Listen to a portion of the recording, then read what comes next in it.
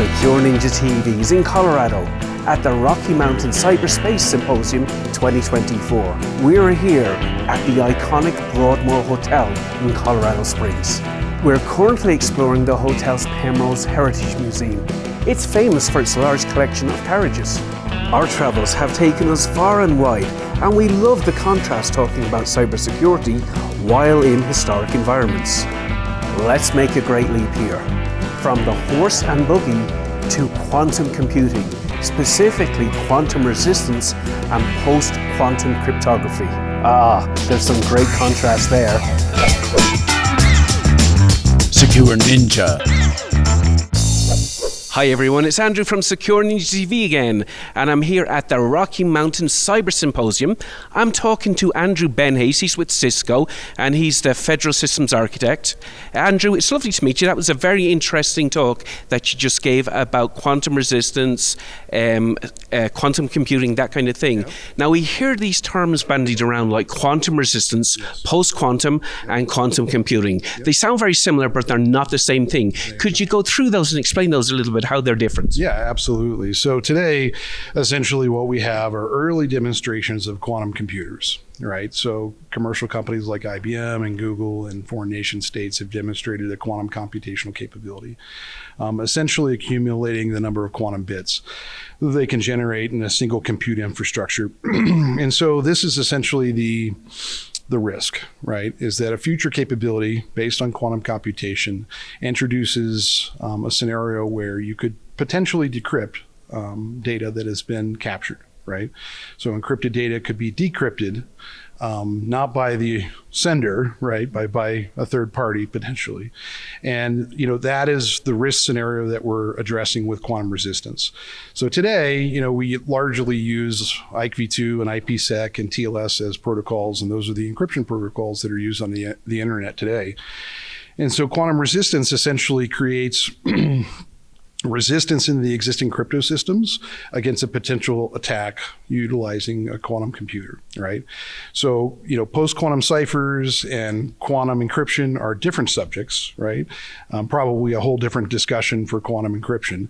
And so post-quantum ciphers will probably bleed mostly into post-quantum TLS is what we initially see, and then eventually into IKV2, IPsec. Okay, so at the moment what we're doing is we're trying to use our existing protocols and infrastructure, and we're making them more resistant towards some kind of quantum attack in the future. Is that fair? That is exactly correct. Excellent. Now, why is it important that we invest all this money? I know that NIST have a competition to create post-quantum algorithms and cipher suites. Why is it important that we get ahead of this? Well, the traffic on the internet today is largely all encrypted. There's very little unencrypted traffic. And so everything in the digital infrastructure is based on encryption, right? You do banking transactions from your phone. You do VPNs back into work. Everything is based on encryption. And so if we assume that the entire global digital economy is based on encryption, right, and trusted encryption, and future protection against decryption attacks is really important, right? It takes a long time to modify these crypto systems, years and years and years. And so we have to get started now to protect against future attacks. What you don't want to do is kind of kick the can down the road and get started 5-7 years from now and realize you're in a real pickle, and then protected communications are being decrypted by an adversary. Yeah, and I suppose the danger is the communications can be recorded right now, but in the future, they're just kept on a server or hard drive, and in the future that we'll be able to use, or somebody be able to use quantum computers to retrieve that information. It's maybe not as useful because it was captured in the past, but if it's top security, very secure, nation state type secrets, then that's a big problem. That is definitely one of the risk profiles. Excellent. So, one of the things that you talked a lot about was this quantum key distribution. Yes. Would you talk a little bit about that? I'm seeing it more and more at the conferences. Yeah, so key management on these systems is difficult because security is essentially predicated on a rotational key period in quantum resistance. So you got to go get that key material from somewhere. You can either generate it on device, or you generate it off a device and bring it in somewhere else. So quantum key distribution assumes that, sufficiently complex, high trust entropy pre-shared keys are stored somewhere else and then brought onto the system, and that's the QKD piece.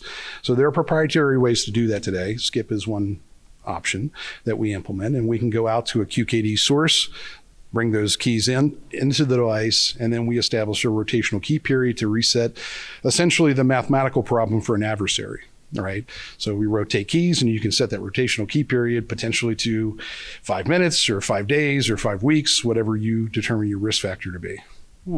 Excellent. Yeah, I mean, we see bulletins all the time where there's been open source implementation of security stacks, and they figured out that the keys actually have low entropy, or they're designed weak, or there's a way to create weak keys, and that's going to make decryption real easy. Now, these QKD systems are very expensive. They're still high end. They're being used by the military mostly, and the Defense Department. Now, when we talk about something that maybe I will be more exposed to, like quantum resistant TLS, how does that work? Yeah, so realistically, what's happened, and Google has already had some early implementations of what's called PQTLS, or post-quantum TLS. So these are software implementations within the TLS 1.3 stack that would implement Crystal's Kyber and Crystal's dilithium for encryption and signatures within TLS itself. And so that PQTLS work is actually open source work that exists. We pull in some of that open source work as well into a Cisco TLS stack, which will then be used internally. The first implementations, and you can see it now yourself, are PQTLS implementations inside of Google Chrome, as an example, right? There are early implementations. What I probably see is that PQTLS, or post-quantum TLS, will be implemented in the software stacks inside of VPN clients, as an example. All right. That's early, low-hanging fruit. But a lot of this is also predicated on trust, like I said earlier. And so things like FIPS validation, right? 140-3 validation for new encryption ciphers from NIST, right? As NIST standardizes everything, is going to be a key factor. And we invest tens of millions of dollars annually to do that. And the government basically says, hey, listen, we want to trust that you've implemented this correctly. You have to go do a whole bunch of tests, right? And we have to validate those tests on that system, right? So that is that future state. There are no FIPS tests in the post-quantum world yet. That's a future capability, so when we talk about 3 to 5 years, that's really what we mean, right? You could implement early systems now, but they would be pre-standard and proprietary probably, and have no crypto validation in place. And so, down the road is where this makes sense. The quantum resistant market, which is where we really invest mostly in IPsec today, right? So implementations of RC 8784, which is IKV2 pre-shared key, takes in that, quantum resistant key material into IKV2, right? So that's the current state. We're using secure keys to create these secure communications, but it's hard for vendors like Cisco to really implement anything in hardware right now because the standards haven't been solidified. So we don't really see too many hardware changes in the future. So AES 256 still exists in the future post-quantum world. That doesn't change. That's the symmetric encryption that's often rooted in hardware. So that's good. That we don't have to make hardware changes. Most of these are software changes. So in the PQ world, the post-quantum world, those will be software algorithm changes that are implemented in the existing stacks, which means it takes less time to do that. Right. So going to bigger key sizes, P384, that kind of thing, and then key sizes for RSA in the 3000 range. So ECDSA, P-Curve 384 would be a quantum resistant standard, right? For secure shell, IKV2, TLS 1.3, things like that. And then down the road, we'll see post-quantum cipher implementations in the 1024 range for Crystal's Kyber. And that'll be down the road. Excellent. So we're all right for the moment, new algorithms in the future. Yep, all right for the moment. We got a plan in place. We're executing on that plan, so don't worry. Next time we meet, we'll talk about how we secure blockchains, but that's a conversation for another day. Andrew, it was lovely talking to you. Thanks very much for talking to Secure Ninja TV, and hopefully we'll catch up with you again sometime. Okay, sounds good. Thanks a lot. Appreciate the time. Hey guys, thanks so much for watching. Please remember to subscribe and to like, because we have a lot more content coming from the Rocky Mountain Cyberspace Symposium. I'm Andrew Howard from Secure Ninja TV. Talk to you again soon.